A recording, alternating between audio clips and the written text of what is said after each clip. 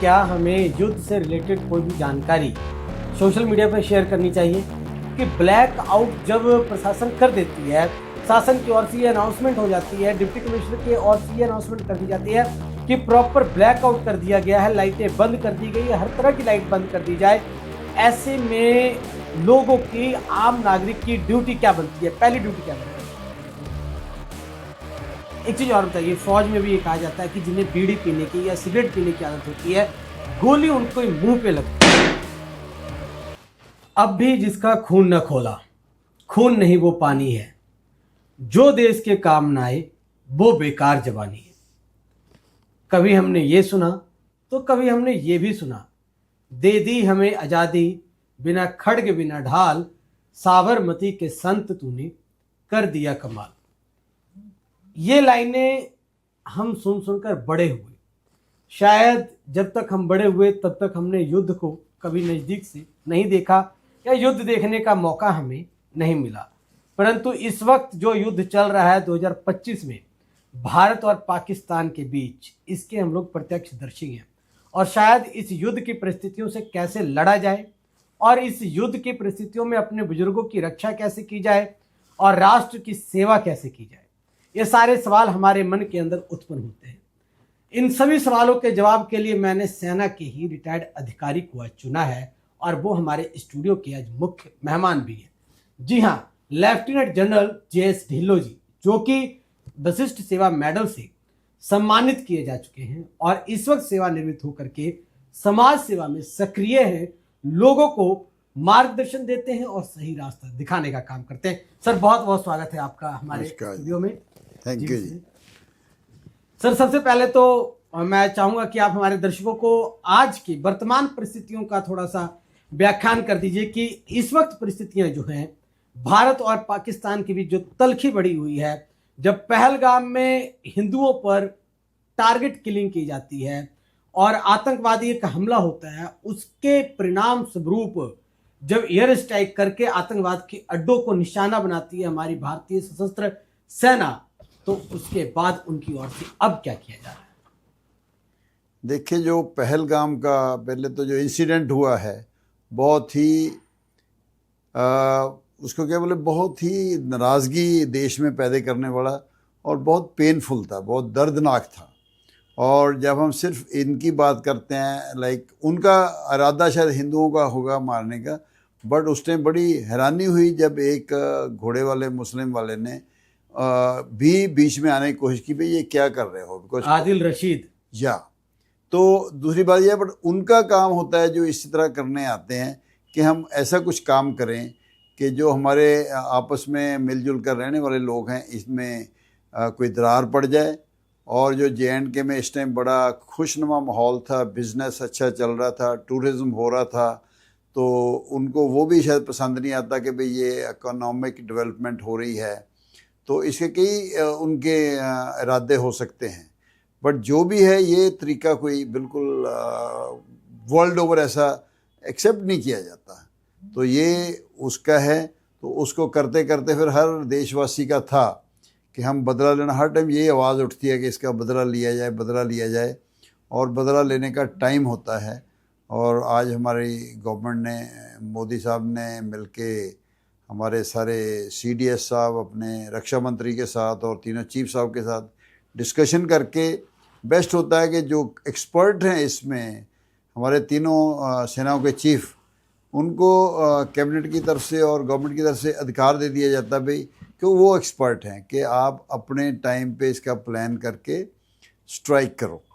1971 की तरह अभी भी जो तीनों सेनाओं ने मिलके ये स्ट्राइक किया, उसका एक बहुत अच्छा उदाहरण है कि तीनों सेनाएं कैसे मिलके काम करते हैं।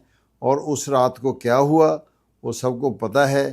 तो उसका फिर ये भी था कि पाकिस्तान रिटेलिएट तो करेगा, और हमारा इरादा था सिर्फ उनके जो आतंकवादियों के ठिकाने तबाह करना था। बट उनकी बौखलाहट में अभी क्या क्या कर रहे हैं, जो पिछले 2 दिन में हमने देख लिया है क्या कर दिया है, और आगे क्या करने वाले हैं, तो उसके लिए देखा जैसे जैसे आता है, हमारी फोर्सेस बिल्कुल कैपेबल हैं उसको टैकल करने की। हमारा देश एकजुट हो रहा है, तो सब कुछ उसको जैसा वो करेंगे वैसे ही उनको जवाब मिलेगा। जैसे को तैसा, tit for tat, tit for tat. जो अमेरिकी राष्ट्रपति डोनाल्ड ट्रंप ने भी कहा। या तो हमारा पहले भी करते रहे हम of and on, you know, because हमारी सेनाएं तो 48 से 1948 से, जो आज़ादी के बाद, आज़ादी से पहले भी हमारी बहादुरी की भरी हुई है। जैसे हम सारागढ़ी की बात कर रहे हैं, या और उसको हम छोड़ देते हैं, वो आज़ादी से पहले है। बट आज़ादी के इमीडिएटली बाद 48 से शुरू हो गया, जो 47 में हुई बंड, तो उसमें हमारी कितनी शहीदी हुई। उसी में मेजर सोमनाथ शर्मा जैसे हुए, जो फर्स्ट परमवीर चक्रा थे। फिर उसके बाद 62 में लोगों ने सोचा कि हमारी सेनाएं तो भाई बिल्कुल, जो भी रीज़न से थोड़ी हमें नमोशी झेलनी पड़ी, बट उसमें सेना का कोई उसमें फॉल्ट नहीं था। उस टाइम भी बहादुरी के किस्से हैं, उस टाइम भी परमवीर चक्रा मिले हैं।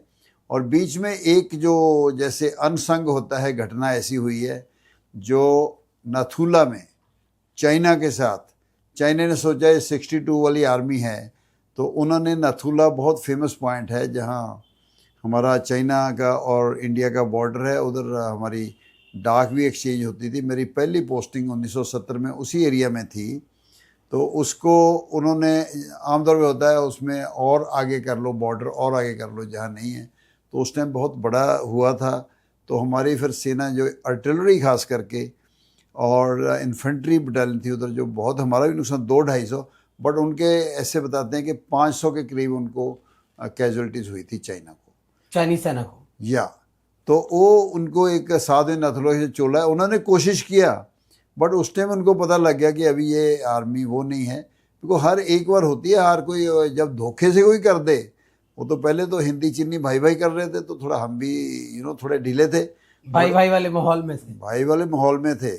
पर उससे पहले अगर 48 में हमें ज़रूरत पड़ी, देखो कैसा किया हमारी सेना ने। जहाँ कभी जहाज़ में फ़ौज नहीं गई थी, उधर उतार दी। उधर ही एक 27 अक्टूबर को इन्फेंट्री डे बनाते हैं, उस टाइम पहले दिन हमारी इन्फेंट्री JNK में उतरी थी, उसके नाम पे इन्फेंट्री डे चलता है। और जैसे मैंने बताया उस टाइम के बहादुरी के किस्से हैं, तो हर टाइम जब हमारी फ़ौज को कोई ऐसे मिला है, तो हमारी फ़ौज बिल्कुल पीछे नहीं हटी। टोटल आज तक 21 परमवीर चक्रा मिले हैं, और सभी धर्मों के लोग इसमें हैं। और मतलब कई बार बिलीव नहीं होता है कि ऐसी ऐसी बहादुरियाँ, ऐसे ऐसे काम है। उसमें एक हमारा फॉरेन सॉइल पे भी है कैप्टन सलारिया, उसका भी परमवीर चक्रा है उसमें। तो बहुत मतलब नाम पढ़ने का काबिल है। मैं ये चाहूँगा कि लोग अपने उनको भी पढ़ें, याद करें।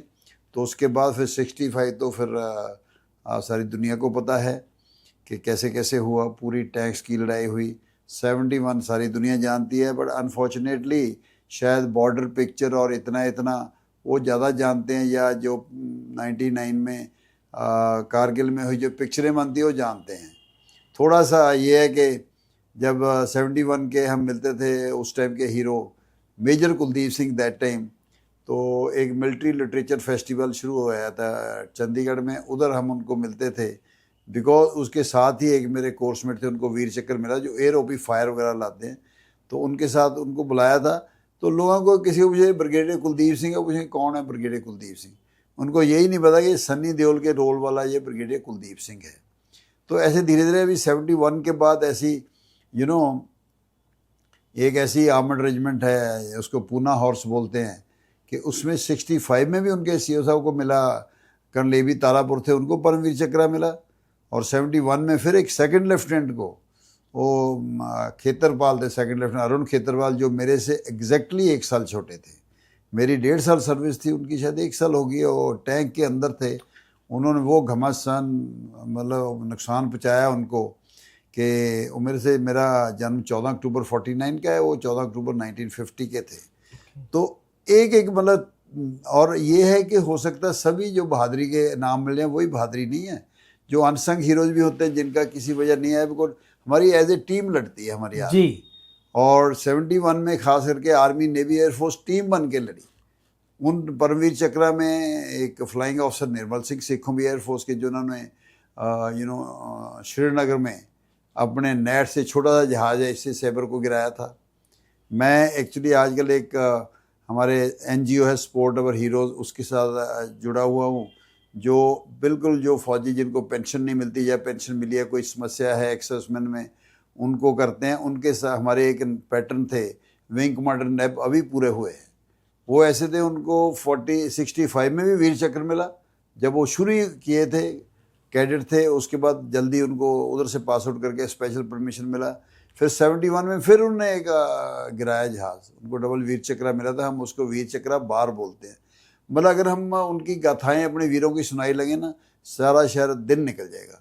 तो चलिए मैं रोकता हूं सर, और मैं सीधे आज के इंटरव्यू के मुख्य टॉपिक पर आता हूं। और पहली बात यह है कि ब्लैकआउट, जैसा कि हम लोगों को पहली बार इन चीज़ों का सामना करना पड़ रहा है। मॉक ड्रिल भी इस चीज़ का हुआ कि ब्लैकआउट किया जाना है, सायरन बजना है। सबसे पहले मैं सर ये जानना चाहता हूँ और अपने दर्शकों को ये बताना चाहता हूँ कि ब्लैकआउट जब प्रशासन कर देती है, शासन की ओर से ये अनाउंसमेंट हो जाती है, डिप्टी कमिश्नर की ओर से ये अनाउंसमेंट कर दी जाती है कि प्रॉपर ब्लैकआउट कर दिया गया है, लाइटें बंद कर दी गई है, हर तरह की लाइट बंद कर दी जाए। ऐसे में लोगों की, आम नागरिक की ड्यूटी क्या बनती है, पहली ड्यूटी क्या बनती है? देखिए, ये मैं कल देख रहा था डीसी साहब से एक एक करके वीडियो आ रही हैं, बहुत अच्छी वीडियो आ रही हैं गाइडेंस के लिए।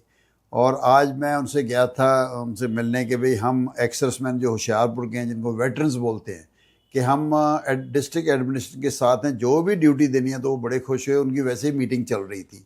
फिर उन्होंने जो बताया कि ये ब्लैकआउट वगैरह में, इसमें मैंने उनको बताया कल कितनी कुछ वायलेशन हो रही थी, जो लोगों को शायद पता नहीं है ये कितना बहुत ज़्यादा नुकसान कर सकता है ब्लैकआउट नहीं करने में, जब एक्चुअल वार हो। हम लकी हैं कि कल परसों जो मिसाइल आई हैं हमारे ऊपर नहीं आई जी। और जो ये ज़्यादा जब दुश्मन के जहाज़ आते हैं, बिकॉज मैं जो मिसाइल वगैरह शायद वो बड़े बड़े ठिकानों पे गिराई जाती हैं, तो जहाज़ ऊपर घूमते रहेंगे, जहाँ उनको लाइटें वाइटें दिखाई देगी तो उधर वो कहीं भी बम वगैरह गिरा देंगे। और ब्लैकआउट का मतलब होता है कि अगर पहली बात तो इन जनरल सारी लाइटें ऑफ कर दी जाती हैं, एडमिनिस्ट्रेशन की तरफ से भी ऑफ कर दी जाती हैं। पर घरों में इन्वर्टर होते हैं, ये भी एडवाइस किया जाता है कि वो भी ना यूज़ करें। बट फिर भी कोई इमरजेंसी होती है, कोई बुज़ुर्ग लोग हैं, कोई बच्चे हैं जिनको मेडिकल एड चाहिए, या कोई एग्ज़ाम है वो पढ़ रहे हैं, तो ऐसा होना चाहिए कि उस कमरे से एक भी किरण जो रोशनी की बाहर नहीं आना चाहिए। सो उसके अलग अलग तरीके हैं। 65 में जब मैं स्टूडेंट था, 71 में भी ब्लैकआउट हुआ होगा, वो मुझे पता नहीं है।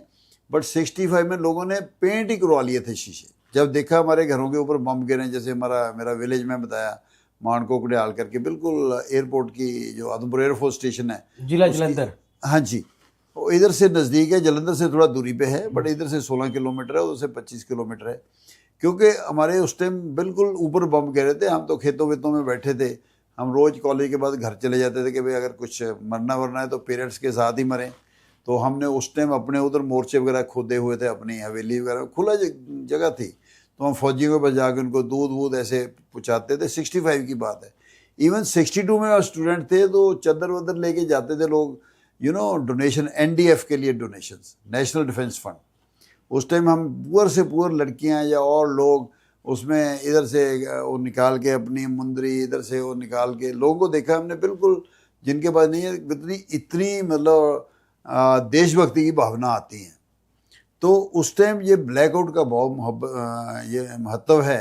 क्योंकि अगर सब कुछ देखिए, नीचे जो डिस्ट्रिक्ट एडमिनिस्ट्रेशन वगैरह सब प्लान कर रहे हैं, इम्प्लीमेंट तो जनरल पब्लिक ने करना है ना। कल मैंने देखा मॉक ड्रिल है कि और सारी एक्टिविटी करनी जो अगर होता है अटैक पर, उस टाइम क्या क्या करना चाहिए। और ब्लैकआउट तो नॉर्मल जब कोई सायरन वगैरह बजता है, ब्लैकआउट एकदम हो जाती है।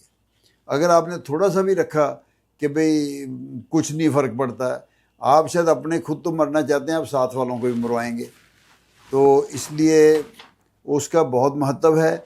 और मॉक ड्रिल जो ये सिखाने के लिए बताई जाती है कि भाई अगर एक्चुअल हमला हो तो क्या क्या करना है, तो उसके काफ़ी सारे एस्पेक्ट है, हम आगे डिटेल में डिस्कस कर सकते हैं। सर नहीं, जैसे कि लोग आज भी हमने, कल भी हमने, परसों भी हमने देखा कि आपने ब्लैकआउट के दौरान आपने अपने घर की लाइटें बंद कर ली। आपके पड़ोसी ही हैं जिन्होंने घर की लाइटें बंद नहीं की है, ऊपर की लाइट जगा के वो छत पे आके बैठ जाते हैं कि हमें कोई कुछ कहे तो हम लड़े। एक तो लड़ाई युद्ध जो छिड़ रहा है, दो देशों के बीच छिड़ रही है, बॉर्डर पे युद्ध चल रहा है, और दोबारा ऐसी परिस्थितियां, ऐसे नागरिकों को क्या अपील करना चाहेंगे एक फौजी होने के नाते? एक फौजी की मन की इच्छा क्या होती है कि देश के नागरिक फौज का साथ कैसे दे? देखो, अगर ऐसा है कि वो मतलब लाइट जला के ऊपर आके बैठ जाते हैं, वो तो जैसे कहते हैं ना, मौत को सीधा बुलावा दे रहे हैं। जी सिर्फ अपने को नहीं, साथ में आसपास में को आजकल जो वेपन है वो एक आदमी को नहीं मारते हैं। अगर जैसे मिसाइल कल परसों कमाही देवी के पास या कहाँ गिरी, वो तो शायद मतलब एक आधा किलोमीटर दूर तक, जिसमें हज़ारों मर सकते हैं। तो मिसाइल का शायद निशाना किसी और उधर से ही निशाना सेट होके आता है, बट जो ऊपर से भी जहाज़ बम गिरा देंगे 1 2 3, तो वो लाइट देख के उनको पता लगता है अच्छा इधर कुछ ना कुछ तो है। तो वो बहुत एक क्राइम है एक्चुअली। ब्लैकआउट में गवर्नमेंट के इंस्ट्रक्शन की बिल्कुल तौहीन है, उनके जो ऑर्डर्स हैं उनकी वायलेशन है। और अभी मुझे क्या लगता है, आज मैं अभी डीसी साहब को बता गया था, भी ऐसा कल थे जो समझदार लोग हैं, उन्होंने काफ़ी लोगों को बोला भी ये बंद करो। नहीं, हमारे उससे क्या फ़र्क पड़ता है, उनको बताया कि फ़र्क बहुत पड़ता है। और अभी जो हम उनको ऑफ़र करने के थे, हमारे सैनिक जो होशियारपुर के हैं, साबका सैनिक जिसको वेटरन्स बोलते हैं, सब तैयार हैं कि कोई भी हमें ड्यूटी लगाओ। तो उसमें शायद और कल परसों और वार्ता करेंगे कि वो जो एमसीज वगैरह है उनके साथ, मतलब आगे चल रही है, आज से बात शुरू हुई है, और क्या क्या करना है। तो उनको पकड़ के जो फिर भी नहीं करते तो फिर पुलिस तो है ही। तो ये बिल्कुल बदले बाई ऑर्डर है, इसमें किसी की पर्सनल इच्छा नहीं है, कर सकते नहीं कर सकते। अगर कोई ज़रूरी है लाइट, उसमें अंदर कमरे के बिल्कुल ब्लैक करके फिर करो, कुछ कर सकते हैं। बट इसमें तो ऑर्डर है कि ना आपके इन्वर्टर चलेंगे, ना आपके कोई और स्क्रीन चलेंगे जिसमें लाइट हो। सबसे जो डेंजरस एक और है मोबाइल। लोग सोचते हैं मोबाइल का स्क्रीन ऐसे चमकता है जैसे 1000 वाट का बल्ब है जी, और छोटी सी उसमें गैप होगा शीशे में, ऐसे दूर से चमकेगा, आपको ये नहीं पता लगता। तो ब्लैकआउट मोस्ट इम्पॉर्टेंट है। दूसरी कुछ जो मॉक ड्रिल में हमें सिखाई गई हैं वो चीज़ें अलग हैं कि अपने आप को बचाना कैसे है। अच्छा, एक ये चीज़ भी कही जाती है कि जैसे 1965 का जब जंग लड़ रहा था, तो चलिए राइट लोकेशन तो हम लोगों को नहीं पता, पर कहानियां जो हम सुनते हैं कि सिर्फ कैंडल 30 सेकंड के लिए जलाई गई किसी हॉस्पिटल में, सिर्फ किसी को मेडिसिन देने के लिए, और वहां बमबारी हो गई थी दुश्मन की ओर से। ये बिल्कुल ठीक है, बिकॉज मेरे बड़े ब्रदर हैं एयरफोर्स में, अभी वो इससे रिटायर होके कहीं और देश में किसी और मतलब राजकोट एक जगह उधर गए हुए हैं। वो भर्ती होने के लिए गए हुए थे उधर। तो मेरे और एक जीजा जी वो भी एयरफोर्स में थे, उधर अम्बाला भर्ती होती थी उन दिनों में, तो वो लोग उधर ही थे। और अगर ये रीज़न मेरे को एग्जैक्ट नहीं पता, बट जो बॉम्ब वगैरह गिरे थे मिलिट्री हॉस्पिटल पे, जनरली मतलब उनका तो कोई पता नहीं वो कहीं भी बॉम्ब गिराते हैं, हाँ। पाकिस्तान वाले। बट हमारी आर्मी कभी सिविल एरिया में, जिसको हम कोलेटरल डैमेज बोलते हैं, specially air force, sorry specially medical, हर हॉस्पिटल वगैरह के ऊपर पता होगा उधर एक रेड क्रॉस का साइन होता है ऊपर से, कि अगर दिन में भी कोई अटैक करने के लिए आए, उनको पता भी ये मेडिकल है, इधर हमला नहीं करना है। पर आज तो हम सुन रहे हैं पुंछ में कभी वो गुरुद्वारा मंदिर वगैरह उस पर नहीं हुआ था। एवरीथिंग, तो या हर एक चीज निशाने में है। करेक्ट। आपकी एयरबेस को निशाना बनाया जा रहा है, पब्लिक प्लेस को निशाना बनाया नहीं, जा रहा है। एयरबेस तो ठीक है बनाएंगे, हाँ, बट पब्लिक प्लेस या रिलीजियस प्लेस उन चीज़ों को नहीं होएगा। तो उसमें जो युद्ध नियम के भी खिलाफ है। या युद्ध के भी खिलाफ है। और उसमें अगर कोई हमारा दुश्मन ऐसा हो जिसको इन चीज़ों की चिंता नहीं है, हमने तो अपने आप को बचाना है ना। जी, तो उसमें ये ब्लैकआउट का बहुत ज़्यादा महत्व है। एक चीज और बताइए, फौज में भी ये कहा जाता है कि जिन्हें बीड़ी पीने की या सिगरेट पीने की आदत होती है, गोली उनको मुंह पे लगती है। क्या बीड़ी और सिगरेट की जो चिंगारी निकलती है वो भी दुश्मन को इंडिकेट कर देती है कि यहाँ कुछ ना कुछ चल रहा है? 65 की अभी आपने बताया था ना, मैं इधर ही उस टाइम गांव में चले जाते थे शाम को, जी, 4 किलोमीटर कहते जी उधर बम गिर गया पाकिस्तान के वेपन। उस टाइम पता लगा कि वो आदमी खुले में बैठ के सिगरेट पी रहा था। आपने वो मोमबत्ती की बात बताई, और ये सिगरेट वाला तो हमारे से 4-5 किलोमीटर दूर हुआ था। बिकॉज 65 का, आजकल लोग 71 की बात कर रहे हैं, उसके बाद अभी ब्लैकआउट हुआ है। पर मैं एज ए स्टूडेंट 65 का ब्लैकआउट देखा है। ऐसी छोटी छोटी वायलेशन से बम गिर गए हैं। उस टाइम ये मिसाइल का ज़माना नहीं था, तो अभी तो मिसाइल वाला ज़माना है, वो उधर करेंगे, बट जहाज़ भी तो घूमते रहेंगे ना, उनके जहाज़ भी। जी, तो इसलिए ये जो आप बता रहे हैं, सिगरेट हो या मोमबत्ती जलाना या अंदर किसी के काम के लिए, बेस्ट है कि नहीं किया जाए कोई लाइट। ऐसा कोई काम नहीं है जो हम यूज टू ना हो जाए कि बिना उसके। देखो, लाइफ का, अपनी लाइफ का नहीं, दूसरे की लाइफ का सवाल भी है। जी। एक चीज ये तो बहुत सुंदर बताया। मैं अपने दर्शकों को बता देना चाहता हूं कि लेफ्टिनेंट जनरल जेस ढिल्लों जी एक ऐसे व्यक्तित्व के मालिक हैं जिनके परिवार ने देश के हर एक युद्ध में भाग लिया है, सक्रिय रहे हैं और साक्षी रहे हैं। इसलिए हम लोग बहुत खुशकिस्मत हैं जो उनके साथ बैठकर चर्चा कर रहे हैं और उनसे ज्ञान प्राप्त कर रहे हैं। सर, एक चीज और है कि युद्ध की स्थिति में आम जनता को सबसे पहले क्या करना चाहिए? देखो, युद्ध की स्थिति, जैसे अभी ये युद्ध की स्थिति तो उत्पन्न हो गई है जी, क्योंकि हमने लिमिटेड स्ट्राइक किया था, उनके जो टेररिस्ट कैंप्स को स्ट्राइक किया है। और इंडिया की ये पॉलिसी रही है कि हम पहले अटैक नहीं करते। उनको बहुत चांस दिया गया, उस टाइम पुलवामा हो गया, उससे पहले छोटे छोटे जब उड़ी वाला हुआ, तो भाई ये ऐसी चीज़ें अच्छी नहीं लगती हैं। तो लेकिन एक है, अगर उसको रोग कंट्री बोलते हैं अंग्रेजी में, रोग, जो बिल्कुल जिनके कोई प्रिंसिपल्स नहीं है उनके, तो उनको टेररिज्म के लिए भी उनको खिताब मिल चुका दुनिया में।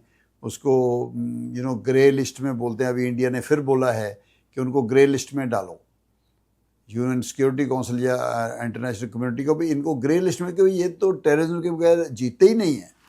उनका कारण हो सकता है उनका अपनी अंदर की समस्याओं को इधर करना चाहते हैं, या क्या क्या किसी को दिखा के एड लेना चाहते हैं, या वो कहेंगे देखो जी हम खुद विक्टिम हैं टेररिज्म के, वो कई कुछ करते हैं। तो ये समझो उन्होंने किया, फिर हमने स्ट्राइक किया, लिमिटेड स्ट्राइक था हमारा। बट उसके बाद जो उन्होंने कल स्ट्राइक वगैरह किया, वो तो समझो एक किस्म का डिक्लेयर हो ही गया युद्ध की स्थिति। तो युद्ध की स्थिति में ये है कि हमें हर एक बंदे ने पहले कि जब कोई सायरन बजता है, जो ड्रिल करवाते हैं डिस्ट्रिक्ट एडमिनिस्ट्रेशन, तो हम डीसी साहब की वो देख रहे थे वीडियो वगैरह, उसमें बहुत कुछ दिया हुआ कैसे करना है। उसमें अपने फायर फाइटिंग जो डिस्ट्रिक्ट के वो भी आ जाते हैं, उसमें होम गार्ड भी आ जाते हैं डिस्ट्रिक्ट के, उसमें मेडिकल अथॉरिटीज़ आ जाती हैं, उसमें एनसीसी के बच्चे आ जाते हैं। तो उसमें और भी इस तरह के डिपार्टमेंट हैं कि उसमें जो पहले तो जब एवैक्यूएशन करना, को मकान गिरेंगे, हर टाइम तो निशाना कहाँ लगेगा निशाना कोई पता नहीं है। तो कुछ लोग इंजर भी होंगे, कुछ उनको अस्पताल तक पहुँचाना, एवैक्यूएशन करना। मैं देख रहा था जो उस दिन मॉक ड्रिल्स हुई हैं, ये सारी चीज़ें प्रैक्टिस की गई हैं। बट ये नागरिकों को ये चीज़ें सीरियसली लेनी चाहिए। इसको ऐसे नहीं कि ये तो ऐसे ही टाइम वेस्ट है। अगर हम ब्लैकआउट के टाइम अपनी लाइटें नहीं बुझा सकते, कल तो ठीक है हमने देखा बिल्कुल सेंटर से इलेक्ट्रिसिटी बोर्ड लेवल पे ही बुझा दी गई लाइटें, कोई ज़्यादा ऑप्शन नहीं थी। पर अभी भी जिनके पास ये दूसरे हैं ना, इन्वर्टर्स वगैरह है या सोलर लाइट्स वगैरह हैं, तो वो भी डिस्ट्रिक्ट एडमिनिस्ट्रेशन सबको बता रहे हैं कि भाई सोलर लाइट का भी अपना डिस्कनेक्ट करके रखो। बिकॉज जहाँ से भी थोड़ी चिंगारी मिली या दिखाई मिला, कोई जहाँ सोलर जैसे लगा हुआ है, वो जहाँ चार्ज होता है उधर भी एक मीटर होता है कितनी वोल्ट। रात को जब अंधेरा होता है ना, छोटी जैसे हमने बताया सिगरेट हो जाए, एक मोमबत्ती हो, ऐसे दिखे बहुत बड़ा टारगेट, वो सोचेंगे भी यार ये इधर नहीं हो सकी, ब्लैकआउट तो कोई अच्छा टारगेट है। तो पहली बात तो वही है कि ब्लैकआउट हो जाए। दूसरा, सायरन बजने के बाद ये होता है, और अगर वो कंटिन्यूस सायरन बज रहा है, लगता है कि पहला कोई अटैक हो गया है, जहाज़ वगैरह हो गया है, अटैक हुआ है, तो उसमें जब पहली ड्रिल लोग करते हैं, जहाँ जहाँ हैं आप, या डेजिग्नेटेड जगह जहाँ आपको प्रैक्टिस करवाई गई है, लोग लिट जाते हैं इमीडिएट और जमीन पर। हाँ, तो उसमें क्या है, मेन चीज़ है कि जो कोई ऊपर से बॉम्ब या कुछ ऐसे गिरते हैं, वो जहाँ भी गिरेंगे वो ऐसे फुहारे की तरह उठता है। तो उसके बाद ताकि आप खड़े होंगे आपको पक्का लगेगा। तो दूसरा, अभी डिस्ट्रिक्ट एडमिनिस्ट्रेशन ने हमसे पूछा, हमने थोड़ा उनको दिया है, जो फौज का होता है, एक ट्रेंचेस होती हैं, तो वो 65 में हमारे ना सिर्फ वो छोटे छोटे ट्रेंच उसको बोलते हैं, क्या हम बोलेंगे, अपना एक मोर्चा कह लो, बंकर टाइप। बंकर बड़ा होता है। हाँ, उस टाइम तो बंकर भी थे 65 में जी। हमारे जो साथ साथ कोई लोगों ने पूरा एक एक दरख्त की 10-10 फुट का करके इसका क्रॉस, मतलब आर्मी से ज़्यादा स्ट्रॉन्ग बंकर बना दे लोग। उनको जान का जब जान पे पड़ती है ना, फिर तो जो जगह मिलेगी। उस टाइम खुले खुले थे इतनी, ये जैसे ना जो कहते हैं भाई कंक्रीट जंगल नहीं बने थे, हमारी हवेलियाँ वगैरह खुली थी, तो उसमें जगह जगह बना लिए थे। बट अभी मैंने डिस्ट्रिक्ट एडमिनिस्ट्रेशन कुछ भेजा है, एक बंकर होता है, उसको 2 मैन बंकर बोलते हैं फौज में। इधर 2 मैन का मतलब नहीं है, मतलब ये है कि 4.5 फीट डीप होता है। अगर आप उधर होंगे, अपनी नेक जो है ये देखती रहेगी, तो नेक तो पीछे दबा नहीं सकते ना, पर वो भी जब हमला वगैरह होता है, तो जो डिस्ट्रिक्ट एडमिनिस्ट्रेशन इनके एक्सपर्ट्स ने सिखाया है, तो उसके हिसाब से एक्शन ले लेना चाहिए। और ये मैं अभी एडमिनिस्ट्रेशन को भी रिक्वेस्ट करके आई, जितने हमारे इधर इतने एक्सपर्ट्स हैं, हमारे ऑफिसर्स हैं, JCOs हैं, जवान हैं, जो वेटरन्स हैं, रिटायर्ड हैं, उनका नॉलेज नहीं भूला। जैसे मैं आपसे बात कर रहा हूँ, मैं उतना एक्सपर्ट नहीं हूँगा शायद, बट जब बेसिक हमारी ट्रेनिंग थी वो थी कि वार्ड वाइज उनकी हेल्प लेके रोज़ ट्रेनिंग हो। अच्छा, अगर कल हमला हो गया क्या करना है, कल अगर किसी को इंजरी हुई तो कैसे इंजरी हुई, क्या गलती हो गई थी। तो एक और जो थोड़े घर के छोटा मोटा आंगन होगा या किचन गार्डन होगा, उधर भी देखो मोर्चे बनाने पड़ेंगे। ये अगर हमें प्रिपेयर्ड है ना, वार हो या ना हो, अभी 2 दिन के बाद चुप कर जाएंगे, बट फिर क्या पता है किस दिन हो जाएगा जी। और एनिमी ऐसा है वो चुप करके बैठने वाले नहीं है। हमारी ये असेसमेंट है कि वो चुप करके बैठने वाले नहीं है। So we should be prepared for much times to come, unless कि कोई बड़ी गारंटी हो कि अभी वो शरारत नहीं करेंगे। सर, मेरा अगला सवाल है, क्या हमें युद्ध से रिलेटेड कोई भी जानकारी सोशल मीडिया पर शेयर करनी चाहिए? देखो, सोशल मीडिया ये कहते हैं ना, दो धारी तलवार बोलते हैं ना, वो है। एक तो है कि आपने कोई इन्फॉर्मेशन पहुंचानी है। लास्ट टाइम नाइट हमें कोई, जैसे मैंने खुद देखा, जब मैं परसों दूरदर्शन पे गया था, तो उसके बाद मैंने डीसी साहब की वीडियो देखी, वो भी सोशल मीडिया ही है। उसको मैं अगर 2-4 लोगों को पास ऑन कर दूं, वो उसका पॉजिटिव पॉइंट है। बट अगर कोई बोलता है जी हमारा जहाज़ उधर गिरा लिया, उनका ये हो गया वो हो गया, मतलब हमारे ट्रूप्स को खास डैमेज होता है, उसमें शरारती तत्व होते हैं, उसको हम पास करें आगे, उसको बिल्कुल नो। पीछे एक वीडियो चल रही थी, एक स्टूडेंट से बात कर रहा है किसी बाहर वाले पाकिस्तान से, हाँ भाई क्या हाल है, वो तेरे स्टूडेंट का क्या हाल है, दोस्त मित्र का। वो बहुत चली है बठिंडा में। अच्छा यार, मैं तेरे फादर को जानता हूँ। अच्छा, गाड़ी जब मूवमेंट होगी शायद आर्मी की हुई होगी, मुझे खुद नहीं पता। देखो, हमें इस टाइम पे कैंट में हम गए नहीं, बिकॉज ना हम देखना चाहते क्या मूवमेंट हो रही है। वो लड़का भी बड़ा अच्छा था, वो कहता जी मैं तो बाहर रहता हूँ, मैं सारा कुछ बता रहे हैं, तो आपको इंसाइट कर देंगे, एक्साइट कर देंगे, आप इन्फॉर्मेशन दो यार। हाँ नहीं यार, वो तो अभी चले गए बाहर, मैं कैसे उससे बात करूँ, ये वो। तो उस तरह की इन्फॉर्मेशन बिल्कुल अगर आपके पास आ गई है, व्हाट्सएप मैसेज पे भी आ गई है, उनको unless it is very verified और हमारे ट्रूप्स के, हमारे देश के या हमारे शहर के उसमें उनके इंटरेस्ट में हो, तो बिल्कुल पास नहीं करना। बिकॉज बहुत टाइप की आती हैं। आ जाएगी जी उधर हमारे 100 जवान रहते, बड़ा मोरल डाउन होता है जी। वो ये नहीं पता कहाँ से आ रहा है। अभी ये बोला जाता है कि जो अफवाहें हैं ना, वो एक्चुअल लड़ाई से भी खतरनाक है जी। वो दुश्मन की एक टीम बैठी होगी, आईटी एक्सपर्ट्स बैठे ओ होंगे, यस, मनोवैज्ञानिक जंग जीतने की फिराक में होंगे। अभी जो एआई चल रहा है, देखो काफी डेवलप हो गया, आर्टिफिशियल इंटेलिजेंस जी। वो तो ऐसे ही कर देंगे जैसे आप मैसेज दे रहे हैं। हाँ। भैया ये कर दो, वो कर दो, यार मर गए, लुट गए, छोड़ दो, ये जगह भाग जाओ इधर से। तो वो जब तक वेरीफाइड नहीं हो ना, किसी अपने एक्सपर्ट फ्रेंड से बात कर ले। और उसमें हर बंदा आजकल इतना पता कर सकता है ये मतलब अच्छी जानकारी है कि बुरी जानकारी है। और अभी आज मैं एक और टीवी देख रहा था, वो खुद बोल रहे थे, कहते मैं कवर तो कर रहा हूँ बट मैं बताऊंगा नहीं मैं कहाँ हूँ। मेरा जब ताज में अटैक हुआ था, हाँ। बाद में आपको पता ही होगा, अतवादियों ने बोला भी हमें एक एक टाइम पे पता लग रहा था। हाँ, और टीवी के माध्यम से, बिल्कुल जी। हाँ, ये एक बड़ी बात है कि उनकी इंटरव्यू जो आई बाद में, उन्होंने ये चीज क्लियर किया कि हमें तो एक एक मोमेंट का पता चल रहा था, बिकॉज जो भारतीय मीडिया है वो लाइव चला रहे थे सारा ऑपरेशन। फिर उस पर प्रतिबंध लगाया गया, रोका गया, अभी अंकुश लगाया गया हाँ है जी। बट आज भी मैं भी देख रहा था, मतलब टू बी वेरी क्लियर, जैसे इसी फ्रंट मैं उस डिस्ट्रिक्ट का भी या एसएसपी साहब नाम नहीं बताऊंगा, जिनके पूरा गहन जांच हो रही है, तो उधर आपके किसी एक चैनल के बंदे कहते हैं मैं आपको बताऊंगा नहीं मैं कहाँ हूँ, बट मैं बता रहा हूँ कि कैसे सीनियर ऑफिसर आर्मी पुलिस ये मिलके बहुत जांच कर रहे हैं। कोई एक ही शक्की आदमी कोई आ जाएगा, ये भी शरारत होती है। इधर जी 10 कमांडो आ गए, आप मुझे लगता था पाकिस्तान की ड्रेस में है, समथिंग वो होती है अफवाहें फैलाना, ताकि बंदा इवन नॉर्मल काम के लिए मत निकले। जो हमारे दूसरे सुरक्षा कर्मी वो भी घबरा जाएंगे, यार मैं बाहर जाऊंगा ऐसे हो जाएगा। तो उन जो हमने सोशल मीडिया बात कर रहे हैं, वी हैव टू डिसाइड। नहीं तो बहुत अच्छे अच्छे लोग हैं आपके आसपास में, उनसे पूछ के डिसाइड करो ऐसी मेरे को खबर आई भी क्या है। कोई किसी को मतलब पास ऑन करने की जरूरत नहीं, ऐसे नहीं आया फॉरवर्ड किया, नथिंग। ऐसा होना चाहिए सोशल मीडिया का बिहेवियर। एक चीज और बताइए कि जैसे युद्ध के समय युवाओं की क्या कुछ ड्यूटी बनती है, देश के युवाओं की ड्यूटी क्या मान के चलते हैं आपकी? जब युद्ध लग गया है, देश के सेना जो है बॉर्डर पे लड़ाई लड़ रही है दुश्मनों के साथ, और देश के अंदर जो युवा हैं उनकी मॉरल ड्यूटी क्या बनती है? देखो ये तो बहुत अच्छा आप सवाल करें, बिकॉज कोई युवा है ना जो, इनकी तो ड्यूटी इतनी इम्पोर्टेंट शुरू हो जाती है कि ऐसा ना लगे कि जैसे बोलते हैं कि आर्मी को ऐसे पीछे मुड़ के ना देखना पड़े कि हमें कुछ चाहिए।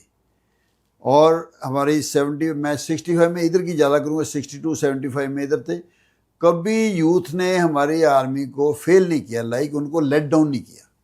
हमारी ऐसी यूनिटी है इंडिया में। पहले हम लड़ते रहे बेशक, पर युद्ध वगैरह होता हम एक मुट्ठी की तरह इकट्ठे हो जाते हैं।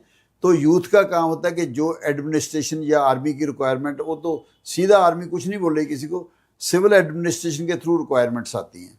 अच्छा भी उधर ये रिक्वायरमेंट है, उसके हॉस्पिटल के पास खड़े रहना, कोई इंजर्ड आते हैं उनको ये करना, या आर्मी इधर से जा रही है उधर कोई रास्ते क्लियर करने, आर्मी की पुलिस वगैरह होती है, सारी मिलिट्री पुलिस, तो एक एक करके ड्यूटी होती है। एनसीसी इसीलिए है, एनसीसी फुली ट्रेंड है कि क्या क्या करना है। तो उनका मेन ये, अगर लोग ब्लैकआउट हुआ है उसी को जाके रात को कहे भाई ये मत करो, और अगर नहीं कोई मानता पुलिस को, जो डेजिग्नेटेड प्लेस है पुलिस को रिपोर्ट करो। और फिर ब्लैकआउट के अलावा मतलब और बहुत कोशिश, जब तक मतलब, और जो ये बंद भी हो गया ना सायरन वगैरह, उसके बाद तो बिल्कुल अलर्ट ड्यूटी शुरू हो जाती है।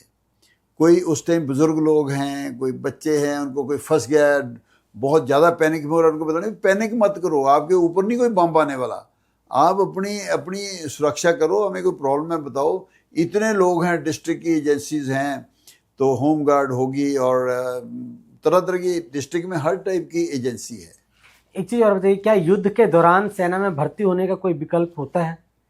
नहीं, ऐसा तो अभी कहा नहीं हुआ कि भी पैनिक भर्ती हो। हाँ। जो कि मतलब सेकंड वर्ल्ड वॉर वगैरह में तो बहुत ज़्यादा भर्ती हुई थी उस टाइम, जो आया ले चलो, जो आया तो भैया ना साथ में, बड़ी हो तो पुरानी कहानियाँ हैं कि उस टाइम ये बोलता है जी अभी हमारी आप मदद करो, फिर हम आपको इंडिपेंडेंस दे देंगे, सेकंड वर्ल्ड वॉर के टाइम। बट ये 62 में वार ख़त्म होने के बाद जब उनको लगा कि बहुत ज़रूरी है, कमी है, फिर एक एमरजेंसी कमीशन हुआ था, थोड़ा पैनिक थी उस टाइम, भर्ती काफ़ी हुई थी, बिकॉज पहले ज़्यादा इतना शायद नहीं जोर दिया गया था। पर अभी जो ऐसा जो रिक्रूटमेंट आ रहा है ना, वो काफ़ी प्लान में काफ़ी है आजकल। एक हमारा पूरा रिक्रूटमेंट डिपार्टमेंट है, वो जो डायरेक्टर जनरल ऑफ रिक्रूटिंग है ना, उनकी अपनी प्लान रहती है कैसे कैसे रिक्रूट करना है, वो चलता रहता है। अगर कोई युद्ध के टाइम ऐसा लगता है कि और मैन पावर चाहिए हो, तो उनका अपनी प्लान है, फटाफट होएगा। और हमारे जो यूथ है ना, तो वो तो रहेंगे, तैयार रहेंगे। बट इसमें मेरी थोड़ी पंजाब के यूथ को ज़रूर है कि अभी रिसेंटली इधर वेटरन्स मेला हुआ था, पता लगा जो हमारी सिख रेजिमेंट है, बड़ी डेकोरेटेड रेजिमेंट है, बट जो बाहर जाने का चलन चला है और इधर उधर का बच्चे उधर ही सीधा जाना चाहते हैं, उसमें कमी आ गई है, भर्ती का रेट है, तो उसमें थोड़ा कंसेशन भी दिया गया। लाइक भाग दौड़ में बच्चे हमारे बहुत फेल हो जाते हैं, उन्होंने बोला आधा मिनट एक्स्ट्रा देंगे। फिर अगर लिखने के में फेल हो जाते हैं, वो कहते हैं आप पंजाबी में पेपर लिख सकते हो, मेडिकली तो फिट होना पड़ेगा। बट ऐसे पैनिक भर्ती नहीं होगी शायद, पर जब होगी पूरा अनाउंस करके प्लान के हिसाब से भर्ती होगी, तो उसमें ऐसा कुछ नहीं है। सारा गाइड करने वाले हमारे हर जगह डिस्ट्रिक्ट सैनिक वेलफेयर ऑफिस है, इधर ट्रेनिंग होती है। अभी भी जो सिख रेजिमेंट के लिए भर्ती होनी थी खास पे, वैसे भर्ती होती है। हमारे डोगरा है, जाट रेजिमेंट है और दूसरे हैं, उनमें कोई कमी नहीं हुई जितना गवर्नमेंट ने कोटा दिया था। चलिए सर, आते हैं कि युद्ध के दौरान ब्लड डोनर्स जो होते हैं, तो ब्लड डोनेट करना या फिर मेडिसिन वगैरह डोनेट करना देश के नागरिकों के लिए कितना ज़रूरी होता है, ताकि डिफेंस की जो सेवाएं हैं या जो कमी है उसको कम किया जा सके? देखो, ब्लड डोनेशन तो आमतौर पे बोलते हैं रकत दान महादान जी, ये तो पीस टाइम में भी होता रहता है जी। बट अगर जब लड़ाई होती है तो इसमें कैजुअलिटीज़ बहुत ज़्यादा होंगी, तो उस टाइम बहुत ज़्यादा ब्लड की ज़रूरत पड़ती है। अभी मैं हमारे कहीं एक जगह देख रहा था, हमारे जो वेटरन्स हैं भोगपुर में, मैं हमारे कैप्टन गुरमेल सिंह साहब, उनसे मैं बात कर रहा था अभी कहीं और है, कहते सर आज हम बंदे इकट्ठे कर रहे हैं, कल हम जलंधर रकत दान के लिए जा रहे हैं। अभी बहुत ज़्यादा ब्लड स्टोरेज करके रखना पड़ेगा। और हमें ये खुशी है कि हमारे यूथ, हमारे सिविल भी इधर जो संस्थाएं हैं ब्लड डोनेशन की, उनके बाद लोगों ने अपने नाम दे के रखे हैं। ये कभी ये जो लाइक होशियारपुर में भाई कन्हैया जी का है ब्लड बैंक, वो हमारे से यूनिवर्सिटी में हमारे पास आते थे, तो लोग वॉलंटियर करके खड़े रहते हैं कि आप बताइए सी कहाँ कैंप लाना है, तो 10 बोतल चाहिए होती है, 100 लोग खड़े हो जाते हैं। बट स्टोरेज की ज़रूरत पड़ती है, फिर एकदम नहीं होता। इसकी बहुत महत्वता है। लोगों को अपना ब्लड डोनेशन के लिए रेडी रहना चाहिए। तो उसके बीच में क्या है कि कैजुअलिटीज कभी बहुत हो सकती है अगर लंबी वॉर हो। एक चीज़ बताइए कि युद्ध के दौरान हम बच्चों और बुजुर्गों की रक्षा कैसे करें, उनको सुरक्षित कैसे रखें? देखिए, वो जो हम पेरेंट्स वगैरह है या उनका है, या जो थोड़े हम भी ग्रैंड पेरेंट्स हैं, तो जिनको पता है उनको तो सारी ड्रिल्स पता है। तो ऐसा नहीं है कि कोई बम पड़ गया हम बुजुर्गों को अंदर करके भाग लें, उनको भी साथ में ही लेके जाना है। कोई ऐसा नहीं है, एक बार सायरन बज गया तो आराम से, मेन चीज़ हर जगह आता है, पैनिक नहीं करना है। हरी मेक्स यू वरी।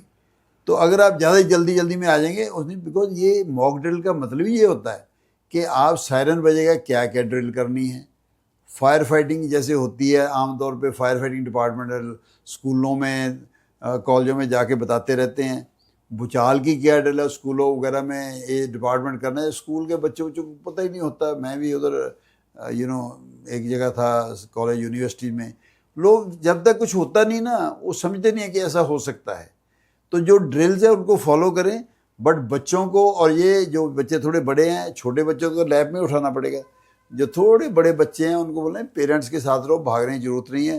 पैनिक ना हो, नहीं तो पैनिक में वो इधर भागेगा। आप जहाँ उनको पता हो भी अगर ऐसा ऐसा होता है, वो ट्रेंच है, उधर आपने आना है।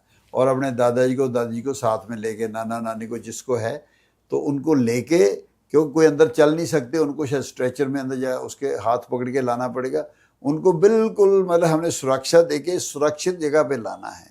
ये नहीं कि बम गिर गया, कोई पैनिक हो गया, ये आप भाग लो, बेचारे अंदर रह गए, ऐसा नहीं होना है। Thank you so much sir, आपने बहुत महत्वपूर्ण सवालों के जवाब जो हैं और बिल्कुल सरल तरीके से दिए, ताकि मुझे लगता है कि देश के हर एक नागरिक को जो हमारे ये एपिसोड देखेंगे उन्हें तो ये चीज़ें आसानी से समझ में भी आएगी। मैं अंत में चाहूँगा आप अपने देश के नागरिकों को क्या कुछ अपील करना चाहेंगे, क्या कुछ हमारे देश के नागरिकों को आप मैसेज कन्वे करना चाहेंगे, जरूर करें प्लीज़। हाँ, इस टाइम में एक खास बात करना चाहता हूँ कि जो पहले लड़ाई हुई है ना, आज फर्स्ट टाइम में जो हमारी एडी होती है ना, एयर डिफेंस रेजिमेंट, ये एक फर्स्ट टाइम हुआ है कि इतनी सीरियस हमारे पे हमला हुआ पाकिस्तान से, और सिर्फ एडी अकेले उन्होंने, क्योंकि हमारी इन्फेंट्री आर्टिलरी वो तैयार खड़े हैं उधर भी, उन्होंने भी उधर फायर किया है। और इन्फेंट्री ये है, जब जरूरत पड़ेगी इधर हमला करना वो करेंगे, बट एडी का इतना उस टाइम नहीं ये होता था। और मैं जिस डिपार्टमेंट में मैं था, डायरेक्टर जनरल क्वालिटी एश्योरेंस, एक डिपार्टमेंट होता है ना इसे बिहाइंड द स्क्रीन, जब पुराने बैकग्राउंड सिंगर होते थे, तो ये सारी चीज़ें क्वालिटी एश्योरेंस होकर हमारे पास से आई हैं। कई बार तो बड़े किंतु परंतु भी होते थे सवाल है, बट देखो अभी ये सिस्टम आया, ये सिस्टम लाने में बड़े साल इसकी वो चलती है। S-400 हाँ, जो लाई गई, ये जब एकदम नहीं आ जाती। हाँ, इसकी बड़ी लंबी प्रोसेस होती है। हम बीच में अखबारों में पढ़ भी रहे थे कि जब ये नए प्रेसिडेंट है वो थोड़ा चाह रहे थे भी हमसे कोई ऐसा सिस्टम खरीदो, उनसे ना खरीदो। तो हमारी गवर्नमेंट ने बड़ा बैलेंस करके इसको खरीदा है। जैसे बोफोर्स थी, जब पहले खरीदा बड़ा शोर मचा था, बट 99 में जो कारगिल युद्ध है उसमें फिर कहते हैं जी अगर बचाया कि तो बोफोर्स ने बचाया। तो अभी ये सिस्टम, हालांकि हर अंग आर्मी का, ASC वाला कोई राशन लेके जाएँ, कोई EME वाले रिपेयर करेंगे, ऑर्डिनेंस वाले स्टोरेज करेंगे, इन्फेंट्री आर्टिलरी आर्मर्ड जो टैंक्स वाले हैं, कोई भी अंग ऐसा नहीं है, वो शरीर पूरे की तरह हर अंग का महत्व है। कोई देखता है, कोई मतलब आप सुनता है, कोई सुनता है। कि यार जो सिग्नल है, जिसकी कल कुरैशी लेडी बात कर रही थी, सोफिया, उनको हम इंफॉर्मेशन वॉरियर्स बोलते हैं। कोई टेलीफोन से इंटरसेप्ट करना, कोई उसकी आवाज़, तो एयरफोर्स है, सबसे बड़ा है कि इधर देखिए वो किधर कराची पे समुद्र में जाए, थोड़ी उधर से 71 में भी ठोका पूरा, उनका कोई जहाज़ नहीं निकलने दिया। अभी भी उन्होंने ऐसे ही किया है। तो उधर कोई गया, इधर 71 में था जी, 70 जंगी बेड़ा आ गया अमेरिका का, वो कहते आओ भाई, ये ढाका साइड में सारा ब्लॉकेट किया था। तो इतना कोऑर्डिनेटेड करके हम बैठे हैं। बट जो बेसिकली ये है कि यूथ को थोड़ा इंस्ट्रक्शन फॉलो करनी चाहिए। ये जो NCC वगैरह में उनको तो ऐसी चीज़ें बहुत सिखाई जाती हैं, बट जो नॉर्मल यूथ हैं, जो नॉर्मल टाइम में घूमने फिरने में बिलीव करते हैं, इस टाइम आता है कि भाई हम हैं, और आर्मी, नेवी, एयरफोर्स या और हमारी पैरामिलिट्री फोर्स, वो पीछे मुड़ के नहीं देखना चाहिए। यार ये हमें पानी नहीं पहुंचा, राशन नहीं पहुंचा, लोग ये सब कुछ करते हैं। हम आमतौर पे इधर लंगर लगाते हैं, ये करते हैं। उस टाइम भी अगर हम लंगर वगैरह लगा के जाएंगे तो उनको अपने लंगर नहीं चलाने पड़ेंगे। तो ऐसी बहुत सारी उस टाइम मेडिसिन आपने बताया कितनी ज़रूरी है, और आमतौर पे अभी आजकल पैनिक बाइंग हो रही है, बताइए, मेडिसिन की पैनिक बाइंग हो रही है, आटे दालों की पैनिक बाइंग, सिविल सेक्टर की बात कर रहा हूँ। लोग हम ये कर रहे हैं कि बल्कि कोई पैनिक बाइंग कर रहा है या होर्डिंग कर रहा है, हाँ। उसकी रिपोर्ट करो एडमिनिस्ट्रेशन। यस, ठीक है, ये सबसे बड़ा है। एक साइड में लड़ने वाले होते हैं, एक साइड में कालाबाजारी करके देश, वो हालांकि सीधा देश के गद्दार जो कि घर में बैठे हैं, और ये बॉर्डर के दुश्मनों से ज्यादा खतरनाक होते हैं, ज्यादा खतरनाक, हम जहरीले भी होते हैं। बिल्कुल, क्योंकि अभी अगर पैनिक बाइंग भी करने लग जाएंगे ना, चलो वो आप सब बंदे, थोड़ी मैनेजमेंट होती है, थोड़ा एडवांस में मैनेज कर लें, बट बड़ी बड़ी क्वांटिटी लेके बड़े बड़े स्टोरों में रखना और उसको नहीं निकालना, अच्छा जब और प्राइस बढ़ जाएंगे फिर हम करेंगे, वो गद्दारों की श्रेणी में आते हैं। और उनके लिए भी यूथ को पता होता है कहाँ स्टोरेज है। आप डिस्ट्रिक्ट एडमिनिस्ट्रेशन को बताइए, कुछ ऐसे अपने हाथ में नहीं लेना, लॉ एंड ऑर्डर उधर बताइए जी, सारे एडमिनिस्ट्रेशन दे आर बिल्कुल अभी अलर्ट हैं, और पूरा इलाज होगा उनका। आपको कानून अपने हाथों में लेने की जरूरत नहीं है, डंडा हाथ में उठाने की जरूरत नहीं है, पर पूरा डंडा चलेगा, ये चिंता मत कीजिए। हाँ जी, वो कहते हैं ना, एक फौज में बोलते हैं जोश के साथ होश रखना है। जी जी जी, वो ऐसे नहीं है कि पैनिक में, वो भी एक पैनिक ही होता है कि ज्यादा जोश आ गया तो ये कहते हैं नहीं, थोड़ा करके अच्छे अच्छे बंदों का, बिकॉज हमारे वेटरन्स, फिर आज यही मैं बताने गया दिस थिंग, हमने देखो मैंने 41 ईयर सर्विस की है, इधर हमारे और हैं ऑफिसर्स जिनके अभी भी बच्चे, दो बच्चे हैं, तो वो भी फौज में कर रहे हैं, होशियारपुर में ही हैं हमारे। मेरे से एक मेजर जनरल साहब हैं, कई ब्रिगेडियर्स हैं, कर्नल हैं, मतलब दो बच्चे उन अफसरों के। आप तो देखते रहे, कवर करते रहे, तो आप कई को जानते भी होंगे, मैं नाम एक नहीं लूँगा, इधर बहुत सारे हैं जी। तो उधर से भी हमारा एक ग्रुप है, उधर एक किसी को नॉमिनेट किया गया, हमारे जो व्हाट्सएप ग्रुप है, भाई आप ही गोख पड़ताल करके आप बताओ, ज़्यादा नहीं बताना। रात जब हम भी खोल लेते हैं कि जलंधर वो जलंधर हाइट्स पे गिर गई, उधर ऐसा हो गया, हम उसको पास नहीं करते आगे। तो बहुत यूथ का बहुत ज़्यादा इसमें रोल आता है। वो यही है, एक अंग्रेजी की कहावत है, the more you sweat in peace the less you bleed in war. यही होता है कि अगर हम जो मॉक ट्रेनिंग वगैरह, थोड़ा ये होता है कि हम जब लड़ाई लगने वाली तभी हम मॉक ट्रेनिंग वगैरह करते हैं, तो ये ऐसा सोचना चाहिए भाई लड़ाई कभी भी लगता है, लड़ाई पूछ के नहीं आती। अभी किसी को पता था कि जिस दिन पहलगाम वाला हुआ कि कुछ ऐसा हो सकता है? तो ये है। और अभी 1 महीने के बाद कभी सोचना जी हो गया, जी हो गया, जो खराब है। नहीं, हम तो खुद भी 12 दिन लिए ना, लोग क्यों नहीं हो रहा, आर्मी प्लान करती है। बांग्लादेश में शायद मानिक शाह साहब ने 8-10 महीने लिए थे करने के लिए।